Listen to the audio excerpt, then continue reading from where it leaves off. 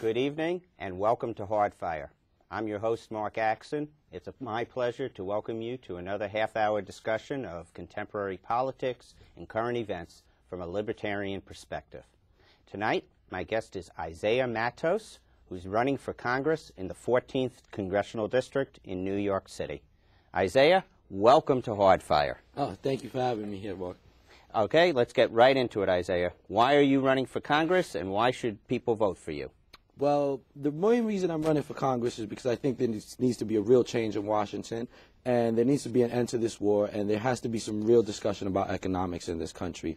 And I believe that none of the politicians in either of the main parties are addressing these issues. So I think it's time for us to put someone from a common man perspective into the Capitol and actually make some real changes for the benefit of real Americans. Okay, well, who's in the Capitol right now for the 14th District? Currently, the seat I'm seeking is occupied by Caroline Maloney, and she's been holding the seat since, I believe, 1993, and she rode in on Clinton's coattails in a district that is traditionally Republican since before then.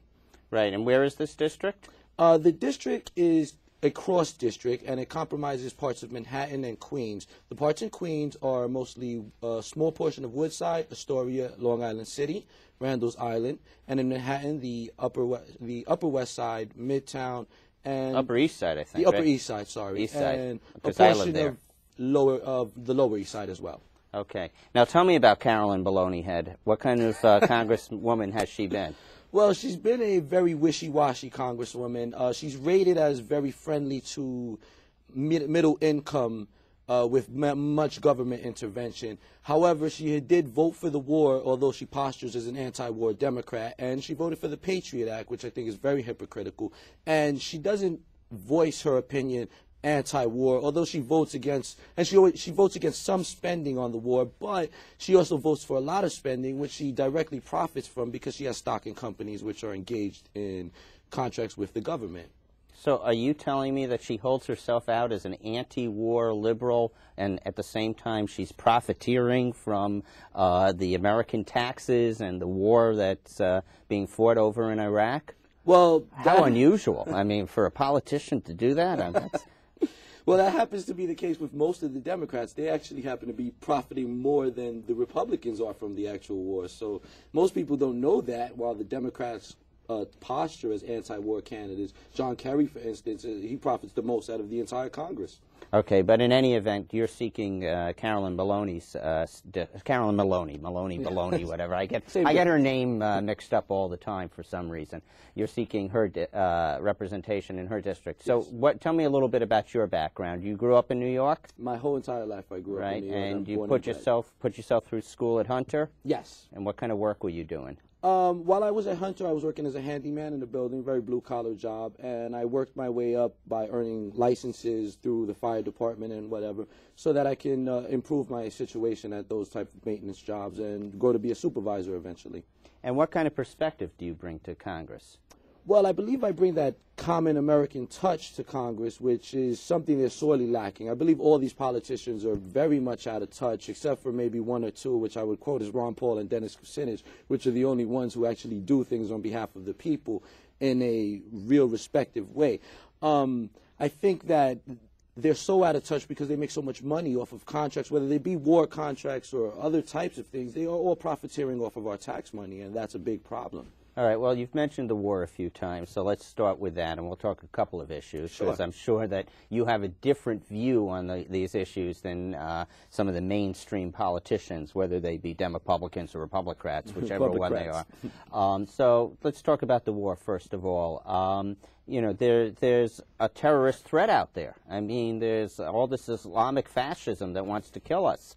Shouldn't we be out there intervening in their civil wars and telling them what to do? I personally believe, and I think history shows, that our intervening is what causes this terrorism and hatred. If you look back at history, we replaced the Shah of Iran. We replaced Mossadegh, who was a democratically elected president or prime minister of Iran, with the Shah. And what it led to was a revolution 20 years later, and the Iranian Revolution, where the Ayatollahs control everything, and we're just at a constant rhetoric with Iran nowadays, and we're afraid of them becoming a nuclear power and whatnot.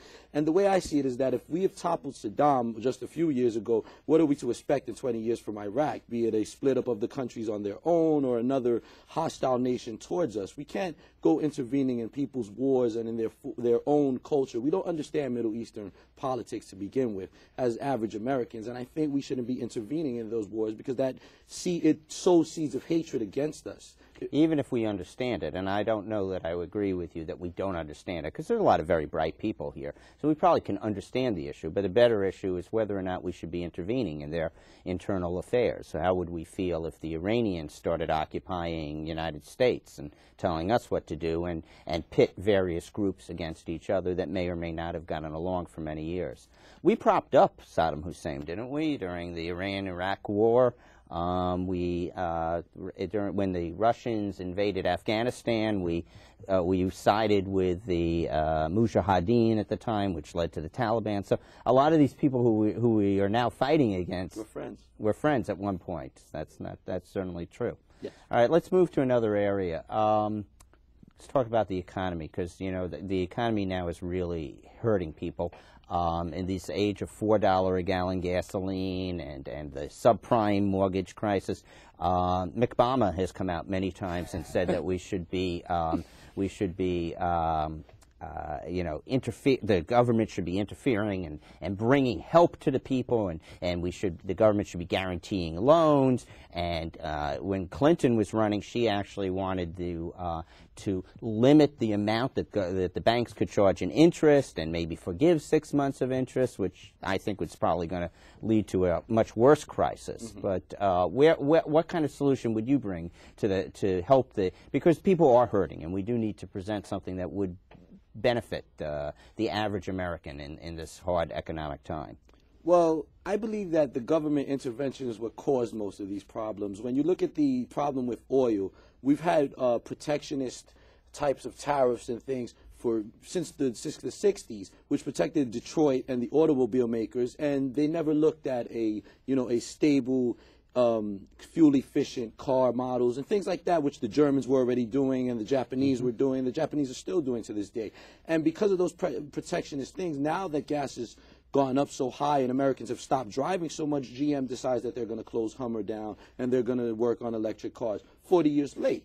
But that's GM's decision what to do, and they're a private company. It definitely is, but the government protecting them for so many years and not letting them be vulnerable to the market forces of a free trade, a true free trade throughout the world, would have inspired them to do this much earlier. Oh, should we let Chrysler have gone under? Should we let General Motors go bankrupt? Wouldn't that, have such a deleterious effect on the American shareholders? And it would and it wouldn't.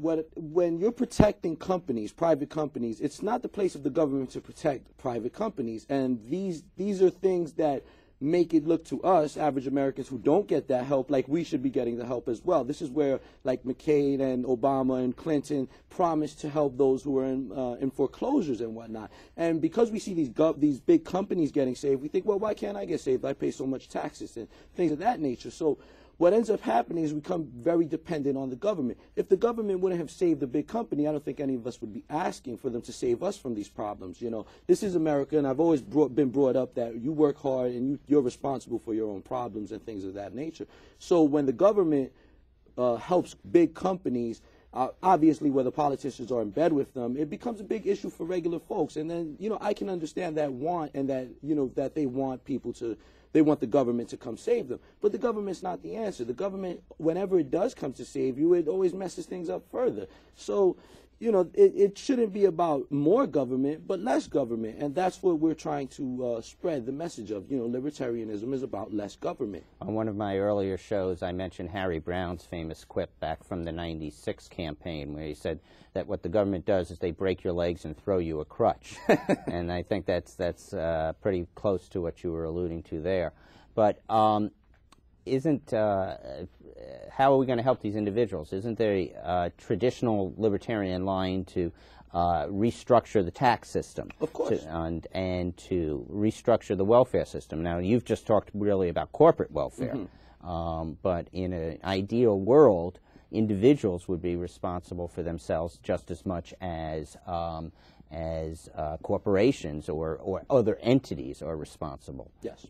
Well, the tax, I believe, should be cut because currently it's almost like a slavery system. We all work 6 months out of the year just to pay the government, if not more, you know, between your local and how much do you get back? You know, you might get 10% of that original half you got back. And then they, you know, send out stimulus checks to stimulate the economy and things of that nature, which is just inflation. I believe you need another hidden tax, of course, a inflation. hidden tax, which is inflation. I think you need a two-pronged attack. What you need to do is cut taxes across the board, whether it be corporate, personal income tax, things of that nature, on the federal level. I'm not running for a state share or anything like that, so I can't speak on the state.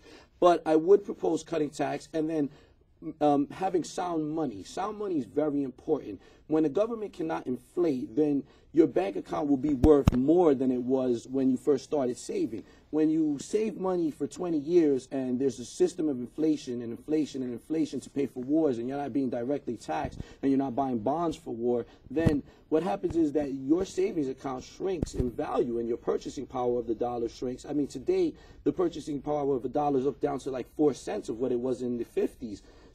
But can't we just print more money? Wouldn't that make it that much easier for everybody? I've heard many give them a check for $600 yes. Like George W. Bush just said he would do? I always try to make an important point. When you look back at the 2001 rebate, which we received from the so-called surplus, instead of paying down the debt, George Bush decided to give us back our money. And with $300, you could have bought almost an ounce of gold with those $300. If you look at the prices, he's giving you twice the money at this time, only 7 years later, and you can't even buy half an ounce of gold. Your oil prices have spiked so much that with $300, you could have bought close to 6 barrels of oil. You can't even buy 3 barrels of oil nowadays. So I think the inflation, which is a hidden tax, if you've mentioned, has a lot to do with it, and that has to be stopped. And obviously the source of the inflation is the Federal Reserve. Being that the Federal Reserve is such a secretive operation and Congress has no oversight, that is one of the main things that needs to change. Okay, and is that something that you would act on when you were in Congress? Immediately. Okay, so what other issues? I know that, for example, the health care system is a subject that is debated, particularly in the Democratic primaries. It was discussed ad infinitum.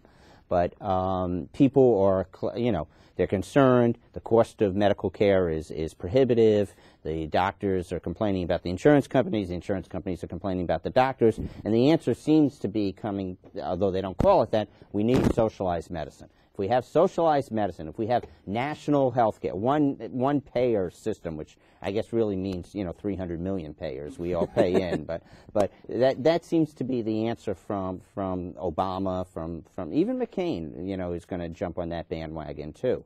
So have you got an alternative? I think you need less government in healthcare. As I say, I spread the libertarian message of less government in all aspects of life. I have close personal experience with the medical field. I've been sick, from personal medical issues that I had to go undergo surgeries and whatnot. And the system's terrible now. I look at things like the VA hospitals, and you see that they can't even take care of soldiers. These are the people who put their life on the lines to defend our so-called freedoms overseas. And also you got a smaller universe of patients. Much less soldiers. And if they can't take care of the people who are primary defense against all enemies, what makes you think they're going to take care of you and me in a much better fashion? I think that's the obvious thing, is that the problem is the government. We almost have close to socialized medicine today. So I think less influence, less Medicaid. What I would like to do is eliminate Medicare prescriptions and actually open up prescriptions from overseas. I mean, we pay the highest for all prescriptions, and people suffer because of that. If you had a free trade where we could buy prescriptions from Canada without restrictions and things like that, there wouldn't be a need for Medicaid. to pay for your prescriptions. What about the role of the FDA? Isn't it a legitimate function of government to be testing medicines and making sure that Merck and Johnson & Johnson aren't trying to poison us with whatever heinous diabolical contraptions they've come up with, concoctions? When you look at the FDA, it's mostly private doctors and commissions that do these research things. And usually the doctors that do this, and then they're actually on the payrolls of the company. They might not be directly getting a check from Merck or or Pfizer, but they're actually getting funding for their testing and their labs and everything of that nature. So you have to expect a biased opinion. I see this a lot with the psychotropic drugs that they give to children nowadays. My fiance is a school teacher, and they're constantly giving children who have behavioral problems. Pump them full of Ritalin, right? Pump them full of Ritalin. And then when you look... don't even think about it. No. And you look at the doctors who pass the okays on Ritalin, and they're getting funded by the company that creates Ritalin. Yeah, but, in a free world, that would be fully disclosed. Yes. And then, you wouldn't have a government oversight such as the FDA. You'd have private individuals oversight. And then you could choose and pick and say, I don't want this, I do want this. I mean, my kid would not be subjected to this because I'm going to homeschool my child or something like that. So I assume that you would support homeschooling as opposed to having that wonderful Department of Education, which educates no one but leaves no child behind. As I said, my fiance is a school teacher, and I deal with it daily. Although I'm not a teacher, I see what she goes through. She cannot teach children actual lessons that they can use in life, but she has to prepare them for tests, constant barrages of tests, and none of these tests mean anything to their scores or their advancement in life. And these are tests that were brought by this No Child Left Behind, which leaves a lot of children behind, behind on numbers. If you look at the facts of our education system, we rank maybe in 16th percentile in mathematics and sciences, and our reading is even lower. It's terrible. So I think and it's funny because she's a school teacher and she preferred to homeschool. So, the answer is right in front of you. We need less government in education as well. Yeah, but in the best of all possible worlds, of course, you have choice. Some people will homeschool. Some people will send their children to a parochial school or a private school. Some people will band together and have, a different kind of school. And maybe even some people wouldn't necessarily teach their children English and mathematics because they're not really academically inclined, but perhaps they're more practically inclined, and they would learn a trade. Yes. They learn to be carpenters. They learn to be painters. Right. I mean, and so, which we need carpenters and painters as much as we need academicians. So, let's go back out to international. What would you do with the situation? Because there's been a lot of discussion about the immigration situation.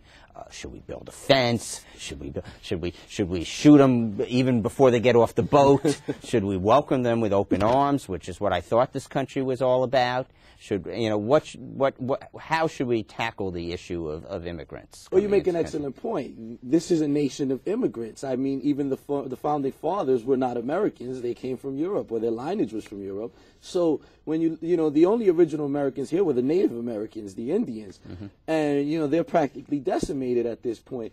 And the government has given them those great reservations. We've actually stuck them subsidized them. Yeah. and therefore, with no self-responsibility, next thing you know, they have high incidence of alcoholism, divorce, and everything else. So. I'm a personal believer that if you're a peace-loving individual and you come here for economic gain, you should be allowed to enter. I don't believe in building a fence, but, there has to be, I don't believe in amnesty at the same time, because I believe the people who took the right path for citizenship would be offended by passing a broad amnesty. So I believe there should be some rules, not the draconian rules that exist now. No worker IDs, maybe some worker visas here and there, because people like to go back to see their families anyway. Maybe dual citizenships as far as Mexicans are concerned. But there's a lot more immigrants than are just coming from Mexico. I mean, when you look at the issue of 9/11, none of them came through the Mexican border, these hijackers. So, there has to be stricter rules on different ends of the spectrum of immigration than on the building fences on our Mexican borders. Would you fine companies that refuse to look at someone's papers and hire someone who hopefully will do the job, regardless of that person's nationality? I mean, there was a push in some town, I think in Hazleton, Pennsylvania, a couple of years ago, where they actually wanted to, to make it illegal to hire anyone who didn't have all the proper documentation, 14 blood tests and whatever else. Well, they that's require. not free trade and that's not liberty. So obviously, I'm against that. Yeah. Okay. And what about aid to foreign countries? What should we? I mean, there's a lot of horrible situations out there in Darfur, in China now with the cyclone that hit there, and in Burma with the terrible flooding there. In what's that other foreign country? Iowa, where they have all the flooding there too. So. Shouldn't the government, I mean, they've got all this money, I mean, they can print it anyhow, so shouldn't they be there helping these people and assisting them in these hard times? Well, those foreigners in Iowa should definitely be assisted. As far as the foreign countries that need assistance, there's always private assistance. I think we have such economic troubles here that it's not our business to start pouring out money to all these other countries. It's like we're bleeding from all sides. If you stab someone on one side of their body on another, they can't just hold one wound, And, it's going to be spillage of money from all over the place, and we're the ones who are going to suffer as Americans at the end. I think private donations, when you look at the facts, private donations actually outweigh the government donations. And there's a big problem where, everybody thinks our government has to take care of the world, or, throughout. And we're the policemen of the world. we have troops in 130 countries, yes. right? Yes. Isn't that which I'm sure they just love having us. Of course. Those infidels walking back and forth in their country. Walking right on Holy Land. That's a beautiful thing, isn't it? So, I mean, I know obviously we see eye to eye on this issue.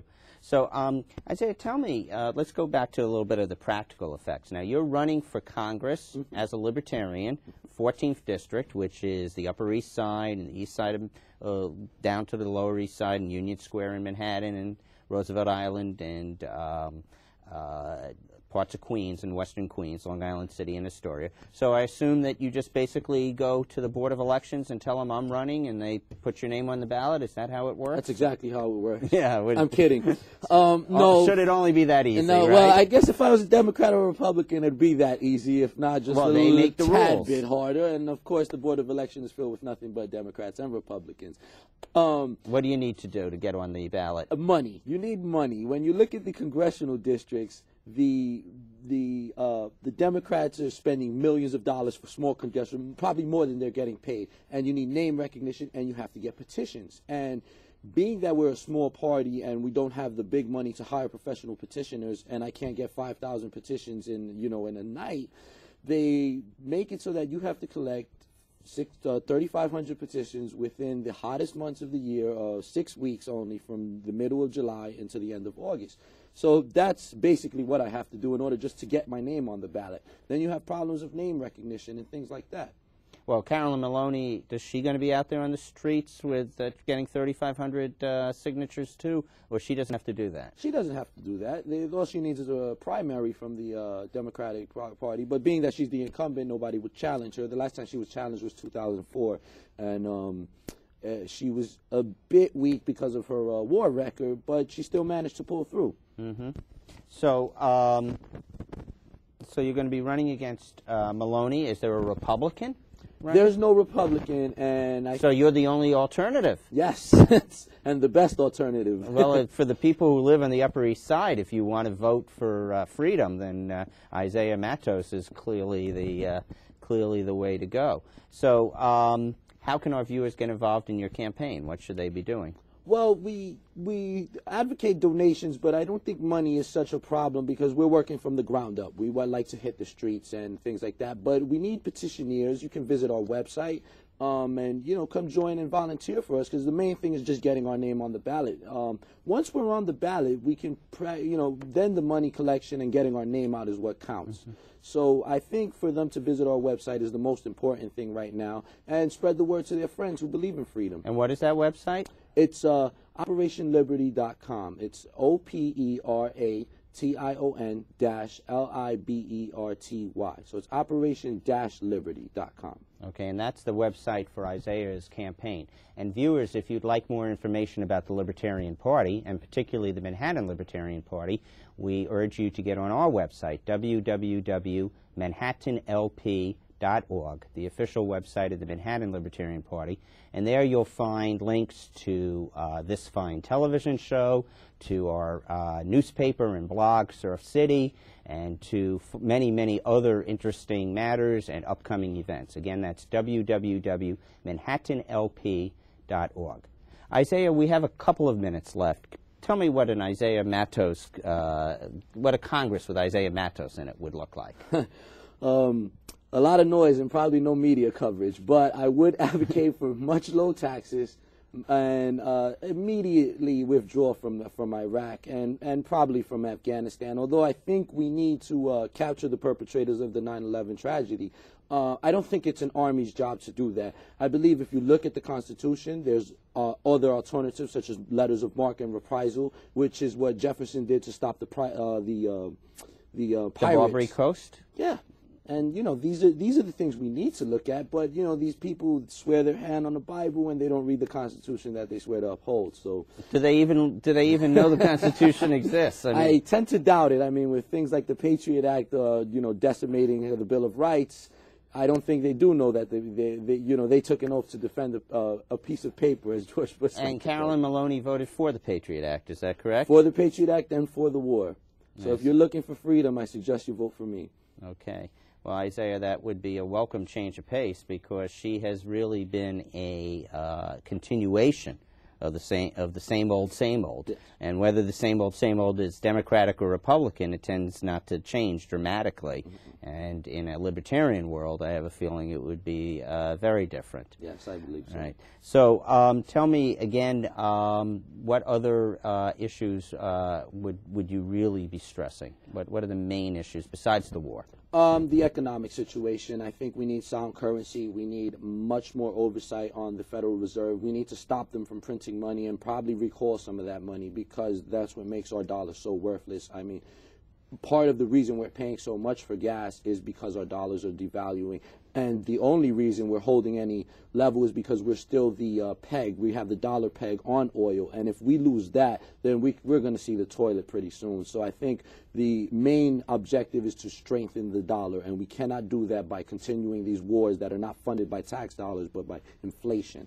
And that are not supported by the people in the countries where we're fighting the wars, exactly. Which is often a problem. Exactly. All right. Well, Isaiah Matos, I want to thank you for joining me tonight here at Hardfire, and I wish you much luck in your campaign, and I hope that people will have an opportunity to join Isaiah, particularly in the petitioning season in July and August when he needs help on the streets in New York and in Queens getting the votes. And I thank you, viewers, for being with us tonight. I hope that you'll join us again next week for another edition of Hardfire. Thank you, and good night. Live free or die. Live free or die.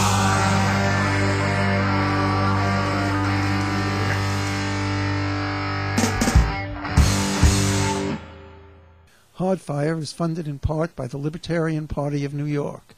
www.ny.lp.org. Catering for the cast and crew of Hardfire is generously provided by Da Vincenzo Restaurant, 256 Prospect Park West, Brooklyn, New York, 11215. 718-369-3590. www.davincenzorestaurant.com.